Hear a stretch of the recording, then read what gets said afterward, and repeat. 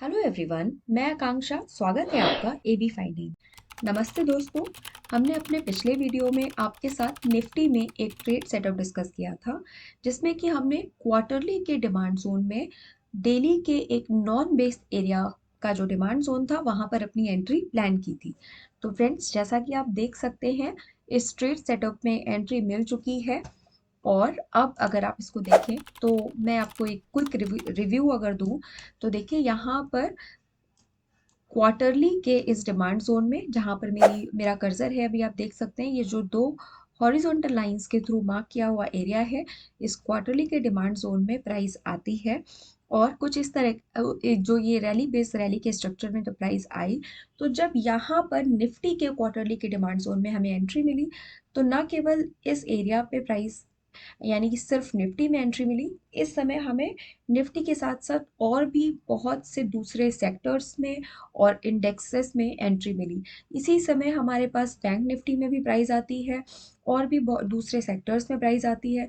बहुत से अच्छे स्टॉक्स भी अपने क्वार्टरली के डिमांड जोन्स में आए और दूसरे इंडेक्स भी अपने क्वार्टरली के डिमांड जोन में आए।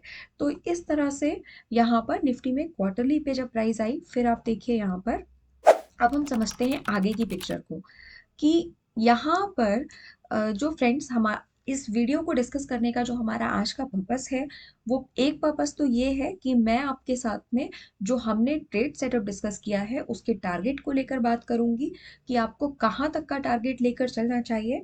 और दूसरी बात हम ये करेंगे कि अब निफ्टी में आगे का क्या व्यू रह सकता है, मतलब जितने भी इसमें जो भी चांसेस बनते हैं यहाँ पर, वो मैं आपके साथ यहाँ पे डिस्कस करूंगी।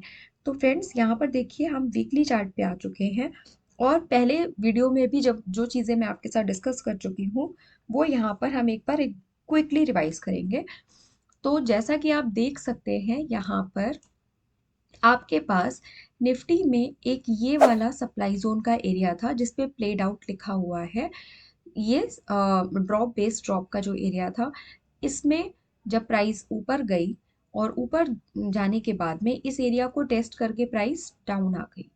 और जब इस एरिया को टेस्ट करके प्राइस डाउन आई, तो एक फ्रेश सप्लाई जोन हमारे पास बन गया, जिसको कि हमने यहाँ पर फ्रेश सप्लाई जोन सी लिखा हुआ है। मतलब ये जो मार्किंग है और जो यहाँ चीज़ें लिखी हैं, वो सिर्फ इसलिए इस तरह से लिखी गई हैं ताकि आपके लिए समझना आसान हो सके। तो देखिए यहाँ पर एक हमारे पास फ्रेश सप्लाई जोन सी है।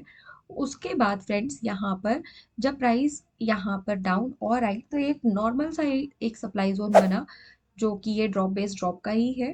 इस सप्लाई जोन में भी आप देखिए एंट्री मिलती है, लेकिन इस नॉर्मल से सप्लाई जोन में, और यहाँ से भी प्राइस डाउन आती है।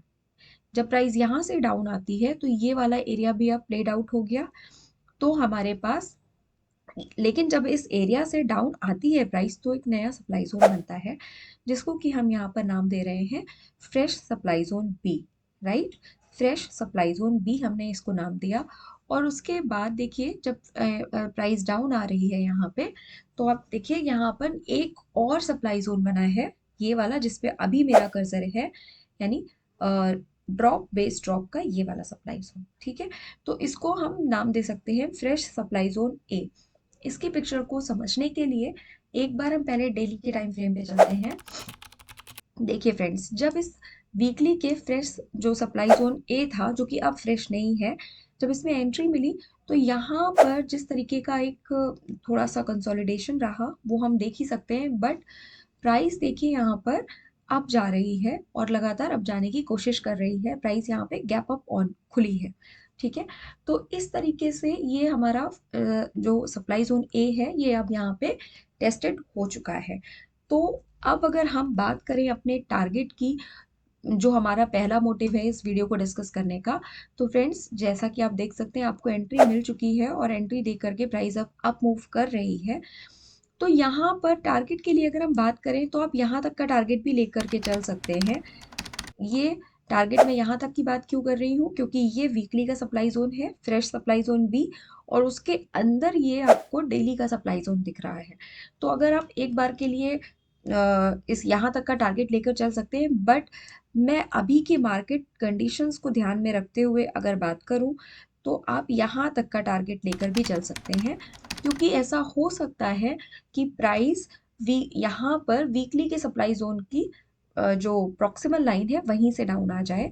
तो इसलिए जो ये वाला हमारा ट्रेड सेटअप है, उसके लिए जो सेफेस्ट टारगेट आप यहाँ पर लेकर चल सकते हैं वो है ये वाला वीकली का supply zone, fresh supply zone जो बी है, वहां की उसकी जो प्रॉक्सिमल लाइन है वहां तक का टारगेट लेकर आप चल सकते हैं। ठीक है। तो और फ्रेंड्स, अब हम बात कर लेते हैं कि इसमें हम आगे क्या एक्सपेक्ट करते हैं, यानी कि इसमें निफ्टी में अब आगे क्या होने के प्रोबेबिलिटीज हैं, पॉसिबिलिटीज हैं, उन पे बात कर लेते हैं। तो मैं वापस वीकली के चार्ट पे जा रही हूँ। और देखिए फ्रेंड्स, जब हम यहाँ पर वीकली के चार्ट पे आए तो अब आप देखिए क्या हो रहा है कि जब प्राइस यहाँ से अप जाना स्टार्ट कर रही है, तो ये जो हमारा नियरेस्ट सप्लाई जोन था ये तो रेस्ट हो चुका, अभी हमने देख लिया डेली पे भी, और वीकली पे भी आपको दिख रहा है कि प्राइस अप जा रही है। ठीक है। अब हमारी एक्सपेक्टेशन ये है कि प्राइस यहाँ से अप जाए और एक अच्छी क्लोजिंग के साथ इस वाले जो सप्लाई जोन है इसको पूरी तरीके से ख़त्म करे। उसके बाद जब प्राइस सप्लाई जो फ्रेश सप्लाई जोन बी है इसके यहाँ तक पहुँचती है, तो इन दैट केस हमारे पास वीकली पे एक अच्छा डिमांड जोन बन गया होगा। तो ये सारी चीज़ें इस बात पे डिपेंड करती हैं कि आप आगे हम इसमें निफ्टी में क्या एक्सपेक्ट कर सकते हैं कि निफ्टी ऊपर जाते हुए कैसे स्ट्रक्चर्स बनाते हुए जा रहा है।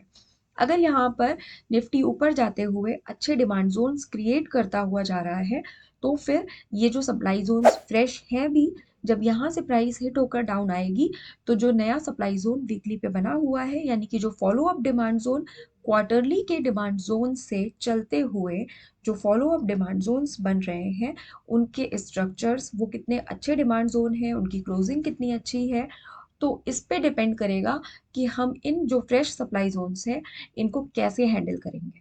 अगर ये जो फ्रेश सप्लाई जोन्स हैं यहाँ पर अगर ये अच्छे फॉलो अप डिमांड जोन बनाते हुए निफ्टी ऊपर जाती है, तो फिर यहाँ से जब प्राइस डाउन आएगी तो उन डिमांड जोन में आने के बाद प्राइस अगेन वो डिमांड जोन प्राइस को होल्ड करेंगे और प्राइस अगेन अप जाएगी, और उसके बाद जब प्राइस अप जाएगी तो इसको भी खत्म करेगी, और उसके बाद हो सकता है कि प्राइस ये जो टॉप यहाँ तक का जो ये जो एरिया है फ्रेश सप्लाई जोन सी, यहाँ तक पहुँचे।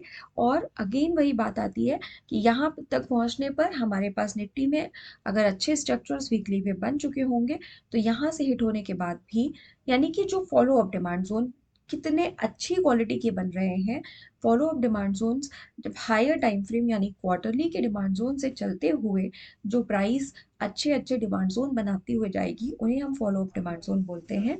तो जब price follow up demand zones बनाते हुए अब जाती है तो सामने जो सप्लाई जोन है उनसे जब प्राइस डाउन आती है तो फॉलो अप डिमांड जोन्स उनको होल्ड करते हैं और प्राइस अगेन अप जाती है।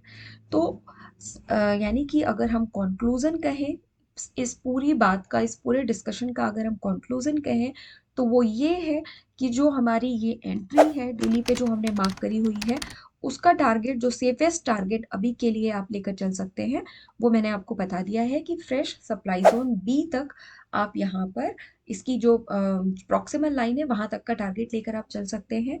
एंड दूसरी चीज़ जो सबसे इम्पोर्टेंट है वो ये है कि हमारा निफ्टी में आगे का कोर्स ऑफ एक्शन क्या रहेगा, हम आगे इसमें क्या एक्सपेक्ट कर सकते हैं, वो टोटली इस बात पे डिपेंड करेगा कि प्राइस ऊपर जाते हुए कैसे जोन्स बनाते हुए जा रही है।